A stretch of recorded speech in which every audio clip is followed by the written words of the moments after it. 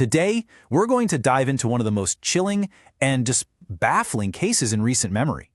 It's a story that starts not with a bang, but with a series of strange, unsettling clues that point to a mystery that is so much deeper and so much weirder than anyone could have possibly imagined. It all starts with a number that you're going to hear again and again throughout this story. So remember it, 11. So this was the very first clue, the first thing that made people stop and go, huh, that's odd. On the side of a totally normal-looking house in Delhi, there was this bizarre cluster of pipes. And yep, there's that number again, 11 pipes, just sticking out of the wall seemingly for no reason. At the time, it was just a strange detail, but it would soon become this haunting symbol of the tragedy that was unfolding inside.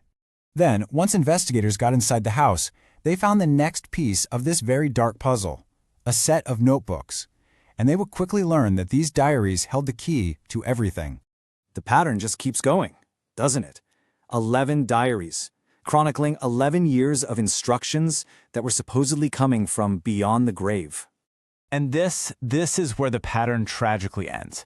11 pipes, 11 diaries, and 11 deaths. An entire family gone.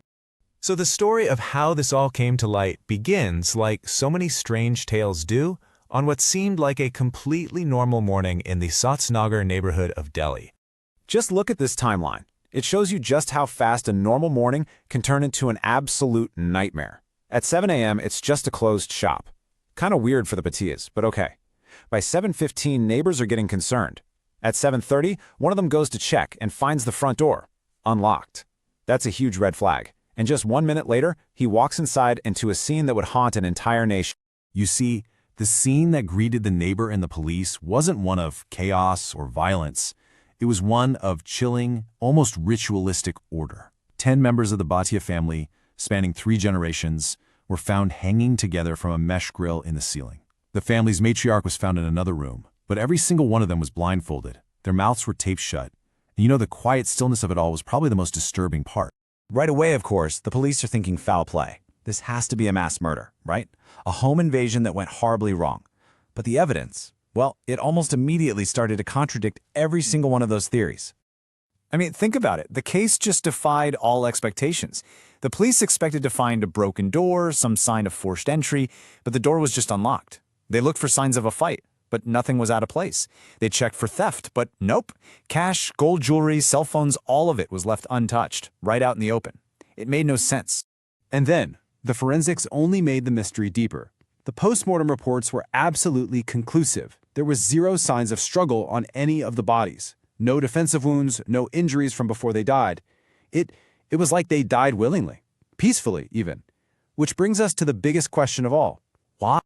Well, the answer, as it turned out, wasn't going to be found in any forensic evidence or witness interviews. It was written down, just waiting to be found, in that stack of notebooks that documented a family's slow descent into a shared delusion. So police found those 11 diaries, written over a span of 11 years. And these weren't personal journals. They were instruction manuals. They laid out everything from how to run the family shop to what to cook for dinner. And the source of these instructions? Well, the entries claimed they were being dictated by the spirit of the family patriarch who died years earlier, and he was channeling these messages through his youngest son, Lal. This quote, taken directly from the diaries, reveals their core belief.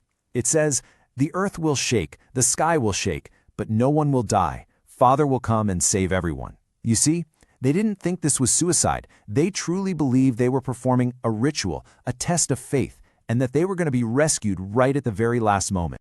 The final entries in those diaries laid out in meticulous, chilling detail the instructions for one last ceremony, a ritual that they thought was for salvation, but would tragically become their end. They called it Badh Tapasya, which translates to banyan tree penance. The instructions were very specific. The family was to hang together to mimic the way the roots of a banyan tree hang down towards the earth. They believed this act would prove their devotion and would lead to prosperity and enlightenment. And the instructions were followed to the absolute letter. Every single step was laid out in the diary, and it perfectly matched the scene the police found. From preparing the nooses to binding their own hands, it was this methodical process that was born not from despair, but from a deeply, deeply held belief that turned out to be fatal. So what about those 11 pipes from the beginning? While the diaries don't explicitly say, go install 11 pipes, the theory that everyone landed on is that they were symbolic. They were meant to be outlets, for the 11 souls to be released after the ritual was complete. 4 large pipes for the 4 men in the family, and 7 smaller pipes for the 7 women. So how on earth could this happen? I mean, how could an entire family with educated, successful members follow one man's instructions all the way to their deaths? The answer actually lies in a really powerful and frankly terrifying psychological phenomenon. The final police report concluded that the deaths were the result of a shared psychotic disorder. It's this rare phenomenon where delusions are literally transmitted from one person to others in a close and often isolated group. In this house, Lalit was the dominant figure. His belief that he was channeling his dead father became the entire family's shared reality. And with no one from the outside to challenge it, that delusion just grew and grew. And so we're left with this really unsettling question. The official explanation is a powerful shared delusion. But this case is such a haunting reminder of the power of belief, the dynamics of a family, and how a private reality, when it's sealed off from the rest of the world, can lead to the most tragic end imaginable. What truly happened inside that house? It remains one of modern India's most profound and disturbing mysteries.